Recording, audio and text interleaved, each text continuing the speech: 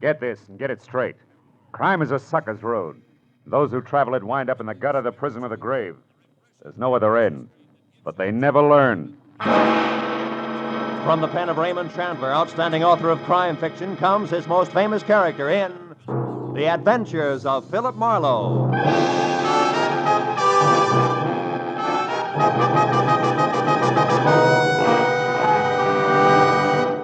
Now, with Gerlad Mohr starred as Philip Marlowe, we bring you tonight's transcribed story, The Cloak of Kamehameha.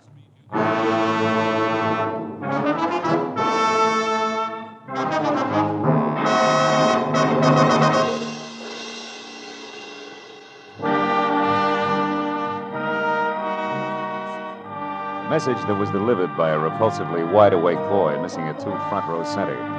Arrived at 6 in the a.m. and had come in two parts. The first, scrawled in black ink on a wrinkled piece of paper, said, Marlowe, get hold of a taxicab. Pose as the driver yourself, and at exactly 8 o'clock this morning, come past 8840 North Ogden Drive. Signed, Pollard Schindler. The second half had made more sense. It was printed in neat letters on neater green paper, and under an engraving of Benjamin Franklin read 100 silver dollars, payable to the bearer on demand.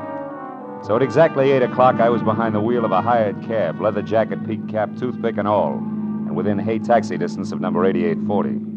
Mr. Pollard Schindler, a round man in square clothes with haircut to match, was not late. You there! Taxi, wait! Yes, sir. Cab? Of course. Why do you think I am shouting my head off? I want to go to the international airport. Do you understand? The international airport at Inglewood. Okay, Inglewood. International Airport it is. Marlowe, the meter. Quick, put the flag down. Every minute I'm being watched. Huh? Oh, yeah. Watched by whom, Mr. Schindler? I don't know. Now listen carefully, Marlowe. Later, you are to go to the Kamehameha Hotel and wait for a young lady named Lene Collier. Uh-huh. Then, at the hour she designates, you go to her house, number 44 Diamond Head Circle, and pick up the cloak. Now, wait a minute. Holly Moana, Les Diamond. What is it? The hotel isn't by any chance in Hawaii, is it? Didn't I mention this in my note? No, you didn't. Or did you mention picking up a cloak? That just proves I haven't been myself ever since yesterday. Yesterday, I received this anonymous letter that's postmarked Honolulu. All it says is, Kamehameha's cloak of golden feathers will bring no less than death. Oh, great. Marlowe, have you ever been to the islands? Yeah, twice. Once on business and once pleasure. But then surely you've heard people speak of King Kamehameha. Yeah, I think I do. He was back around the 1780s, right? Yeah. Big organizer, conquered Oahu by driving the defenders over the cliff that divides the island in two in the... The Pali. Oh, yeah, Pali. Now, Marlowe, the feathered cloak that Kamehameha wore was about 100 square feet, and every inch of it a golden yellow feather. Uh-huh. And valued at more than $500,000. Hey, how come? The feathers. Oh, the feathers, yeah. They are from the now extinct black mama bird, Marlowe. There was only one yellow feather on each bird. Well, I could explain why they're now extinct. But don't tell me that all this is a game of Collier to Marlowe to Schindler with a cloak that belongs to the museum. Oh, no, Marlowe, it isn't with the cloak you speak of. But Lani Collier has another one. Less valuable, of course. It's 1/4 the size. Oh? But it also belonged to the king. And it also is made of the priceless feathers. And is this her property to have and to hold legal like? Yes. Lani is wealthy. About 25. Went to fashionable schools here in California. And as a result, cares more about fun and pretty clothes than she does priceless heirlooms. I can't understand that. So, for $50,000, I have bought the cloak to resell to a New York millionaire for almost twice that sum. Eh? He loves the island, Lord. Marlowe, Huh? I was right. I'm still being followed. Don't look back. Drive faster? Don't do nothing. This is exactly as I want it. Now, whoever it is will follow me, not you. And when I am in Honolulu, they will still follow me. Well, I take care of the business on hand. Huh? Yes. Now, there's a reservation for you on the next plane. So, after you leave me and collect your cab fare, which will be $500, you drive away. Then later, Marlowe, get back here, aboard your plane and underway. And tonight, when I've got the cloak? Take it back to your hotel room at the Kamehameha and sit on it hard. Because unless I am a complete success as a decoy, you will have your share of trouble too, I'm sure. But Marlowe, from what specific direction it will come, I do not know. I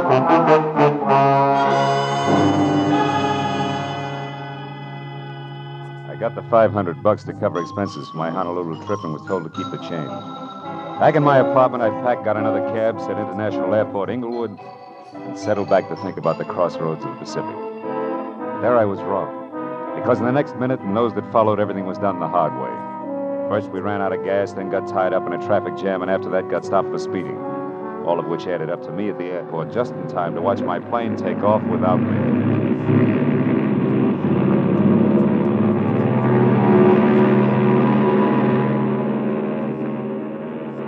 A few minutes later, when I told a cherubic clerk in a gray flannel and insipid smile that my name was Philip Marlowe and that I wanted a reservation on the next flight, which was leaving in an hour, things got even worse. You can't be Philip Marlowe, sir. That is not the Philip Marlowe who was on Flight 21 that just left. You have a reason for saying that, huh? I most certainly do. Ah. There were 36 seats on that plane, sir, and when she took off, all 36 were full. I know. I checked them myself, and I don't make mistakes. Well, bully for you, boy. But I happen to be both Philip Marlowe and the man who was supposed to be on that plane. Also, Buster, I'm just about out of patience. How do I get on the next plane or don't I? Come on, I can't stand indecision. Well, You what? Mr. Marlowe, I think it can be arranged. That's better. As a matter of fact, I'm almost sure of it.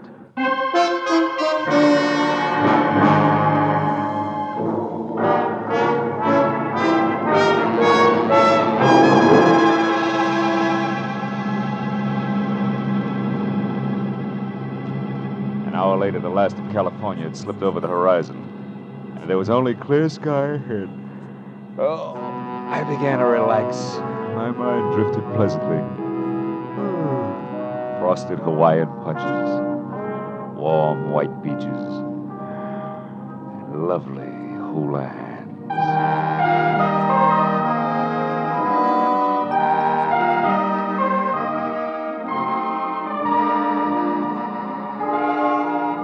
My eyes again, Diamond Head was in front of us, and majestic in the red glow of the evening sun that gave all of the lush Moana Valley I could see the texture of thick velvet. We landed like the airport was made of marshmallows, and a half hour later I was in the lobby of the Holly Moana Hotel.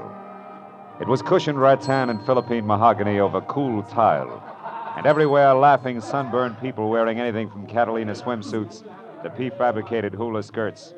So smiling both inside and out, I worked briskly to the reservation desk and told a good-looking Hawaiian in white flannel that I was Philip Marlowe. But at his reply, I stopped smiling both inside and out. But, sir, your reservation was taken 2 hours ago. There must be some mistake. Some mistake? You are Philip Marlowe of Los Angeles, sir. Yes, so right. And look, I've been through this before today because of what I thought was an error due to what, sir? Nothing. Yeah, I'll talk to you later. There was a large circle of mirror on the wall behind the clerk. And even as we had talked, I caught the reflection of a beautiful tan girl in cocoa brown suit, white pearls, and no stockings, who at the mention of my name had done a take that made her long blonde hair whip straight out. When she saw me watching her, she pivoted sharply on a spiked heel and hurried toward the lanai under the banyan tree, where there was Hawaiian music and a lot of different-looking people drinking at glass-topped tables under a three-quarter moon. I stayed near the reservation desk long enough to light a cigarette. Then I followed her. She was seated away from the lobby entrance, and on a hunch that she just might be Lani Kalia, I started for an empty table next to her. But a middle-aged Chinese in gay gabardine, and Panama to match, slipped into the chair that I was after. So I forgot about being subtle and addressing her as Mrs. Collier, introduced myself as an old and dear friend of Pollard Schindler's. One Leland Dunn. Well, this is a pleasant surprise, Mr. Dunn. But tell me, how did you know what I look like? Well, Pollard Schindler's accent doesn't hamper his vocabulary, Miss Collier. Oh. He used the right adjectives, believe me. I'd love to. But I can't, Mr. Dunn, because Pollard Schindler never saw me in his life. All our business was done by telephone. Okay, my mistake. I'm Philip Marlowe, Lanny, and I want to know when we rendezvous at 44 Diamond Head Circle for the Cloak of Kamehameha. The cloak? Look, you're no more Philip Marlowe than you are Leland Dunn. And if you need a reason, it's because I just left Philip Marlowe upstairs. Now, look, baby, there's only one Marlowe. That's me. I can prove it. I'll bet you can. Forged papers and all. I've already been warned to watch for imposters, so quit wasting both your time and mine and get out of my way. I've got things to do. Now, wait a minute, Lonnie. What Listen. for? Proof that you're actually Kamehameha himself? No thanks, mister. Goodbye.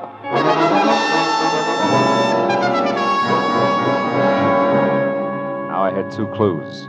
One, an obvious party who had assumed the name of Philip Marlowe, and the other, Lonnie Collier. Less obvious, but more intriguing. So figuring the road company Marlowe would keep, I followed Lonnie. By this time was getting into a long yellow convertible.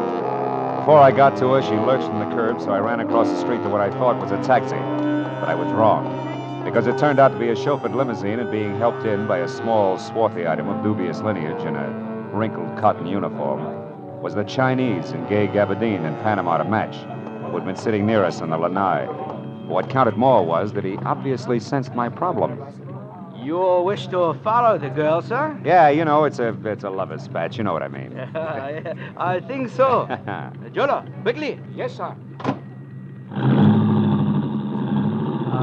You know where she is going, sir? I'm not sure. Maybe Diamond Head Circle. Lady is cleaning, sir. Oh, well, then let's make it Diamond Head Circle. Is there a faster way there, a shortcut? Oh, yes, there is. Jola, begin. Yo. Which means what? Means never mind Diamond Head Circle. Drive fast to the factory instead. And do not move, Mr. Marlowe. Marlowe? Oh, heavy artillery. Okay, Fu Manchu, what's with the factory?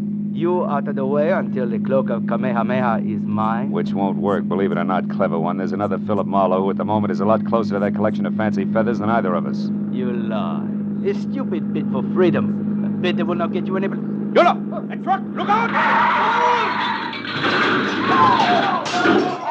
As we hit, I slapped at his gun, then jerked the handle of the door and jumped. When I got to my feet, I was on the sidewalk and bruised, but better off than the China boy who was draped over the back of the front seat.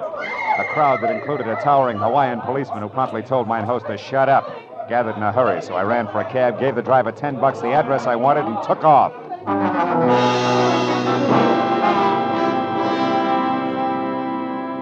The street on which Lonnie Collier lived was a neat curving strip that rose sharply from sea level up into the shadow of Diamond Head itself.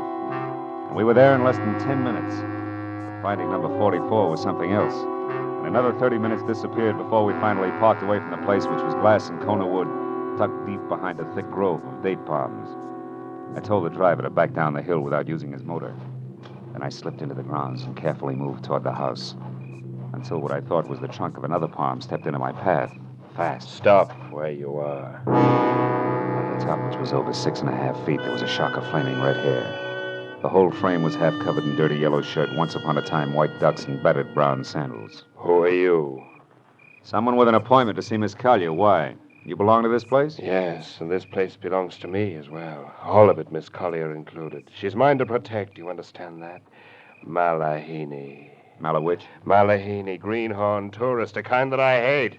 A kind that's ravaging all that's beautiful, stealing the islands from those they belong to. Take it easy, Red. I'm not here to stick your pretty island in my pocket when you're not looking. All I want is words with Lonnie Collier. You're like the rest of them, trying with cunning and deceit to turn her head away from these shores and toward the mainland where you come from. I won't stand for it. Why don't we break this round table up and get to the house? I'm in a hurry. All right. But I'm sure that Lonnie will be on my side. So sure, in fact, that we really shouldn't disturb the flower. Should we? Should we, Malahini?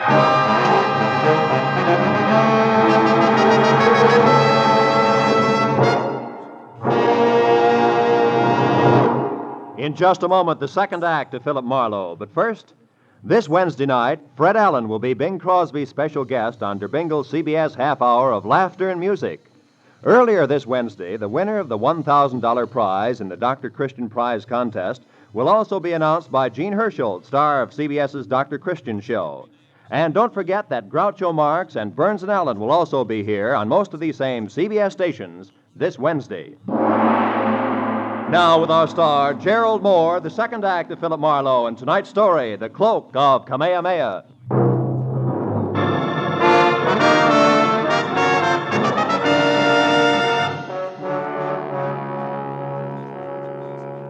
A red-headed lunatic with a slow, soft voice and fast, hard fist took me by surprise. I wound up flat on my back before I realized he'd so much as moved. By the time I got to my feet and took after him, he was sprinting for a bamboo thicket and had a 30-yard lead. It was all he needed to lose me completely. When I finally untangled myself from the jungle, I came out on the road. But then I heard a motor behind me, so I dove for the underbrush again just as a heavy car roared by. I had seen it before. In fact, I'd been in it. It was the limousine that belonged to the Chinese. The back seat was empty, but the half-caste chauffeur Jolo was crouched behind the wheel like his life depended on it. Now, as I walked back toward the house, I saw that a door was standing open and spilling a shaft of yellow light across the dark grounds. I started up the walk when it came. A second later, Lonnie Collier burst into the path of light and ran for the open door. I went after her, caught her by one arm, and spun her around. No, let me go. What happened? Why'd you scream, Lonnie? Back there in the pond, I heard a noise, and when I came outside, I found him there. Found who? Come on, show me. All right. I talked to him just a few minutes ago, Yeah? and I gave him the cloak. Now it's gone, and he's dead. He's dead with a knife in his back. There. Look, there in the water. Oh, brother. Who is it, Lonnie? Do you know him? Yes.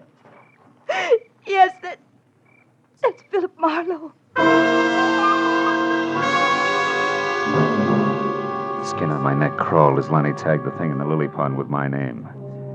He was face down in the shallow water, and 3 inches of crooked steel and the ugly curved handle of a kriss stuck straight up between his shoulder blades. Somebody had made a very grim mistake, but it took 5 minutes of argument and a thorough checking of all the credentials I carried to convince the badly frightened Lonnie. I dragged the body out of the water and up onto the grass. Then I went through his pockets. What did you find? A card from the Hawaiian Island Art Products Company Limited, number 12, Harbor Street. Mean anything? No. No, I've never heard it. What's that on the back? Flight number and departure time of the plane I was supposed to take out of Los Angeles. Whoever he is, he's been one jump ahead of me all the way, right up to your lily pond here. Tell me, was anyone with him when you gave him the cloak? A half-caste in a chauffeur's uniform, for instance? No, he was alone. Oh. I gave him the cloak just as Schindler had instructed me to. Now, listen, Lanny, there was a down-at-the-heel redhead here just before you came out. He claimed to be a friend of yours. Yes, that must have been Lawrence Cochran, the poet. They're making him rugged these days, huh? Lawrence wrote one great poem years ago about 2 lovers who leaped to death over the valley to keep from being separated, and their souls turned into birds. It's still very popular here in the islands. Yeah? What happened? Lawrence got the habit of drowning himself in gin. And now the natives call him Papuli. Papuli? The crazy one. Yeah, well, that's closer. He's always hanging around. My mother wanted me to marry him at one time, and now that she's dead, he thinks he should look after me. Okay, Lonnie, let him keep thinking so.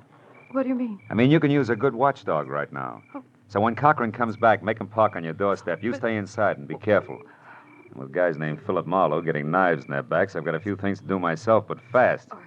I'd like to borrow that souped-up convertible of yours. Where are you going? Number 12 Harbor Street in the Hawaiian Island Art Products Company Limited.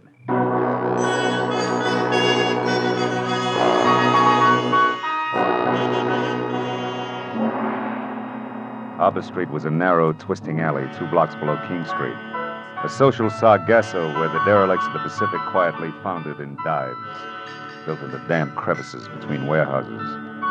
However, number 12 turned out to be a practically blank wall. There was one small window high up, a door with a heavy iron grill over the glass on which Hawaiian Island Art Products Limited, I.K. Lee, President, was painted in small black letters, and a thin passageway blocked by an iron gate at the side of the building. A light burned inside, but the door was locked. So after I'd ruined my shoe shine and skinned all my knuckles, I managed to climb over the gate and edge down the passageway to the rear, where I could hear water running. There's a marble fountain playing in the center of a walled garden as oriental as the Forbidden City. I eased across its rigid daintiness to an open door, peeked in, and then reached for my gun. Because sitting inside at a sleek white mahogany desk was the Chinese in the Panama. Well, this is a somewhat unexpected turn of events. Please, be careful with that gun, won't you? You be careful, Lee, and you won't have to worry about the gun. Tell me something. Why'd you break your neck to get Kamehameha's cloak? You know what'll happen if you try to sell it? My good man, I can sell that cloak every day for the rest of my life. A few feathers at a time. Yeah? The world must be full of feather collectors. Oh, it is. I manufacture the beautiful feather lace that islanders wear on their hats. And while the bird is extinct, the desire for its gleaming feathers is not. 1 or 2 golden mamo feathers in each lay. And instead of a mere $100 apiece, I can get double that or triple. Now, do you understand, Mr. Marlowe? You know, you got things a little mixed up, haven't you, Lee? Mix up? How so? Your boy Marlowe is dead at Lonnie Collier's place. Oh, that. Yeah. No, that was Mr. Blake, an easily accessible gentleman I hired on Main Street in Los Angeles. He only pretended to be you, for obvious reasons. Oh, to intercept the feather cloak, huh? Yes. I've known all about Pollard Schindler's plans since their inception. I followed every move he made. In fact, it was I who caused all your trouble on the way to the airport this morning, by means of a bribe to your driver. Too bad you won't be able to keep your nest lined with Kamehameha's bathrobe after all, Lee. Because I'm going to walk out of here with it or big chunks of your face. You name it. Where's the cloak now? Uh-huh. I gather from this that you do not have it, Mr. Marlowe. That's what's known as a shrewd observation. And that Mr. Schindler, as I suspect, has tricked us both. You're stalling, Lee. I'm warning you. Start talking. Oh, that is all I wanted to find out. Yolo! That is judo, Mr. Marlowe. Almost like magic, isn't it? Jolo can break your back if I tell him, Mr. Marlowe. You behave. Schindler has the cloak, no doubt about it. So I must find him at once with no interference from you, Mr. Marlowe. Jolo, you have his gun, so lock him inside. I may need him later. From something the half-caste had done to my spine. With the edge of his hand, my legs were paralyzed. I felt like the practice dummy in a school for chiropractors.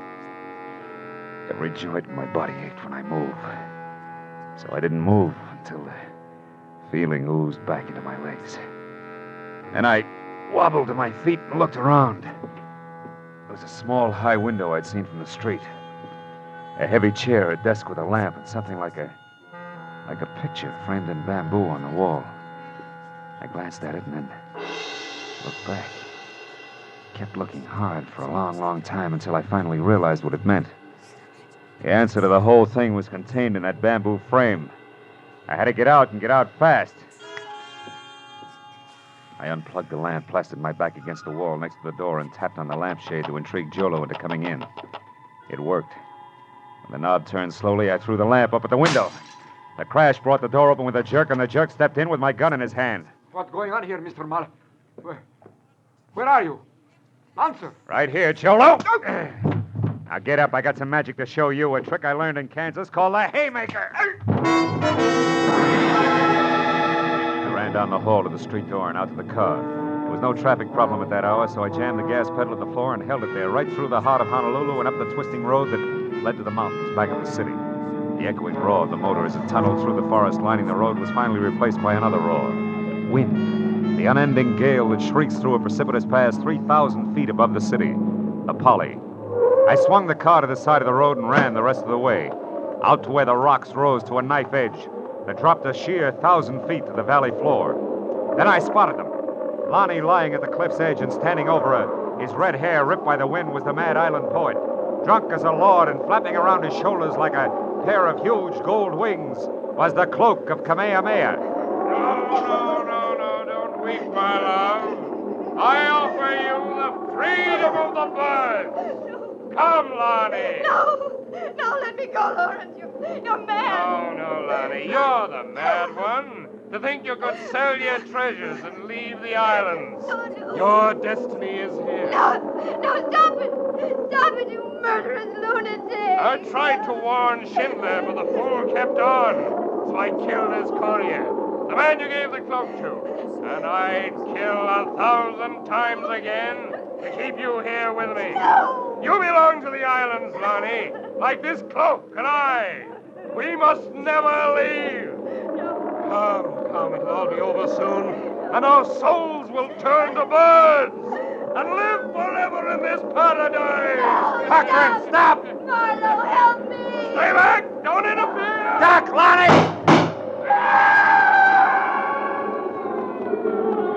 Marlowe. I know. Are you all right, Lonnie? Yes, I'm all right. Marlowe, look.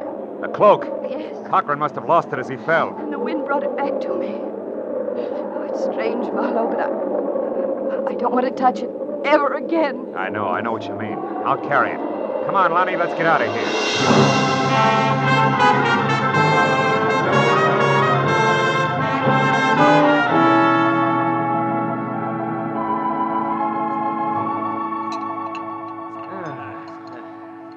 Nothing like ham and eggs and good black coffee in the morning sun to make one forget an ugly night. Right, my friends? Oh, you're absolutely That's right, all Mr. right. Schindler. More coffee, Phil? Mhm. Oh, thanks, Lonnie. So, Lee was picked up by the Honolulu police, huh? Sure. I had it all set up. He'll spend some time in prison. And Jolo, too. By the way, he was still unconscious when we got to him. What in the world did you hit Jolo with, Marlowe? Enthusiasm, mainly. And that's when you got away and came up to the Pally, wasn't it? Mm-hmm. Phil, how did you know it was Lawrence and where he'd be? Well, it's all tied with that one popular poem that Cochran had written, Lonnie. Oh? That anonymous letter you got in Los Angeles, Mr. Schindler, was a line from that poem. Oh, Kamehameha's cloak of golden feathers will bring no less than... How did you find that out, Marlowe? Well, you see, when I was locked up in Lee's factory, I saw a full copy of the poem on the wall in a little bamboo frame. Oh. When I came to that line you just quoted, it stuck out like it was printed in neon. See, for me, that Peg Cochran is the killer. Going on that hunch, I try to look at things from his angle. He was a murderer, sure to be caught, desperately in love, insanely possessive of everything he thought belonged here in the islands. And he was an unbalanced lush as well. The rest of it figured, that's all. Oh, I see. And when he was cornered, he went back to the one important thing that he'd ever done. Exactly, Lonnie. He was lost. So he identified himself with the hero of his poem and took that as the only way out. It's amazing.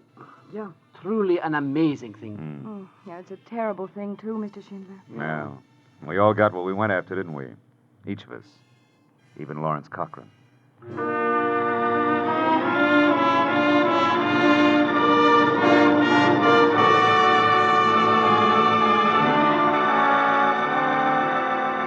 Schindler left to catch a plane for the mainland, and Lonnie said aloha and left to get ready for our date.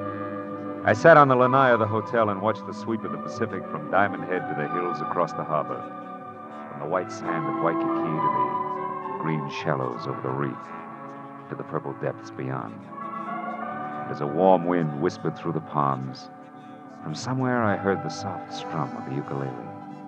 And it suddenly occurred to me, what does aloha really mean?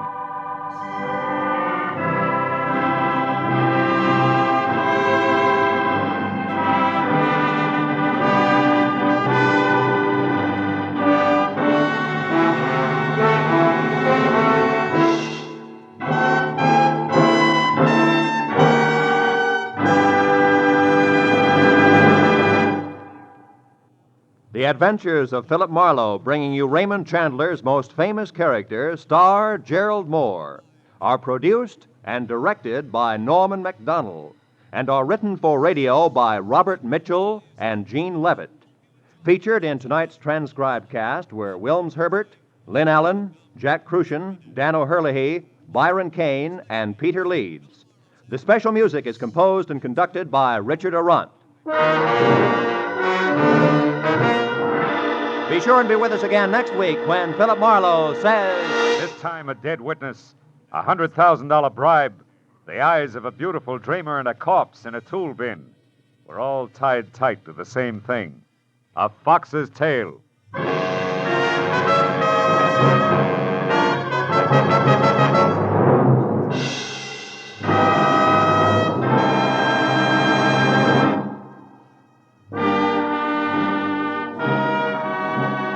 This is Roy Rowan speaking for CBS, the Columbia Broadcasting System.